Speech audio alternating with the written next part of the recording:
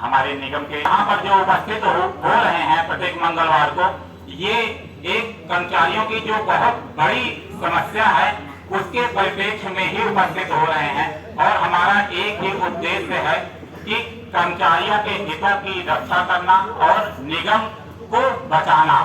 हमारा मूल उद्देश्य केवल एक और एक ही मात्र है कि हम निगम को बचाएं और साथ ही साथ अपने कर्मचारी के हितों की रक्षा करें। कर्मचारियों का जो अहित किया जा रहा है प्रबंध तंत्र द्वारा, उसको विरोध करते हुए या उसको सही दिशा देते हुए उनके हितों की रक्षा करें। हमारी कोई भी ऐसी मंशा नहीं है कि हम प्रबंध तंत्र या शासन के किसी भी कार्य में बाधा उत्पन्न करें या फिर उनके किसी कार्यों में अवरोध उत्पन्न करते हुए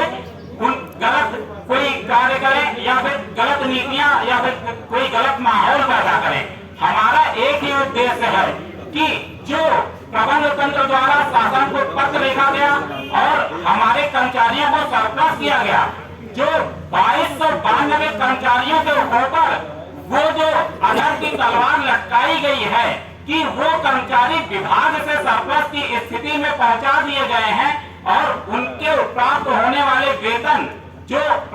वर्तमान समय में ईपीसी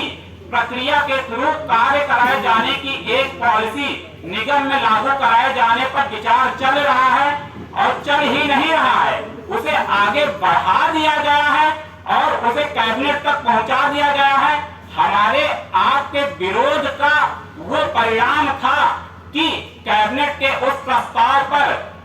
शासन को या फिर यूं कहें कि हमारे प्रबंध तंत्र को बाध्य होकर एक बैठक बुलानी पड़ी और उसके निगम के जो संगठन या सबसे बड़े संगठन हम लोगों से जो हम लोग विरोध कर रहे थे, उत्तर प्रदेश राज्य सेतु निगम एम्प्लॉइज यूनियन से प्रस्ताव मांगना पड़ा कि आपका विरोध जो किया जा रहा है, आप जो विरोध कर रहे हैं, आप एक प्रस्ताव दीजिए ताकि हमारी तरफ से एक प्रस्ताव लिया गया कि कर्मचारियों का हित किस तरीके से आप करने का प्रस्ताव है। उसी क्रम में अदर संगठनों को भी बुलाया गया, लेकिन शायद बहुत सारे ऐसे चुटपुटिया संगठन हैं, बहुत छोटे छोटे संगठन हैं जिन्हें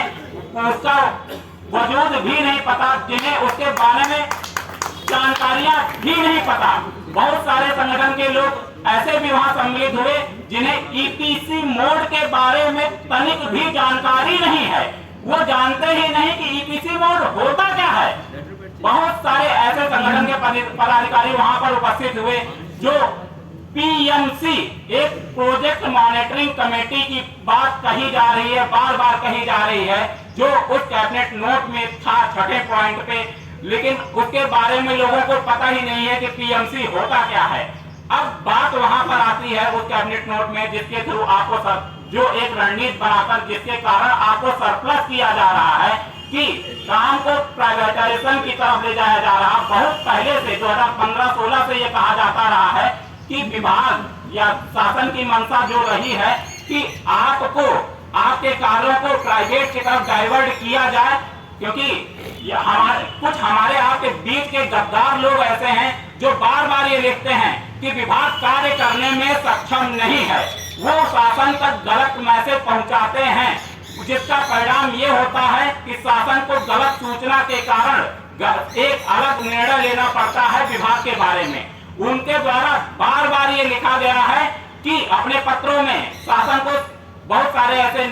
संगठन के पदाधिकारी हैं या फिर आपके विरोधी हैं जो अपने स्वार्थ लाभ के लिए जो है शासन को लिखते हैं कि सेतु निगम में कार्य तो बहुत है लेकिन हमारे पास संसाधन या फिर हमारे पास वो टेक्निकल स्टाफ नहीं है, जिसके कारण हम कार्य करने में सक्षम नहीं है। वो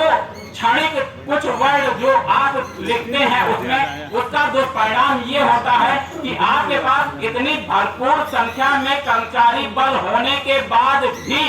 वो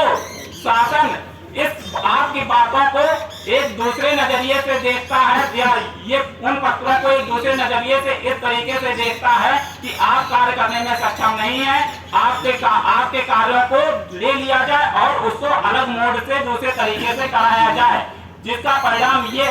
आपके सामने में आ रहा है। और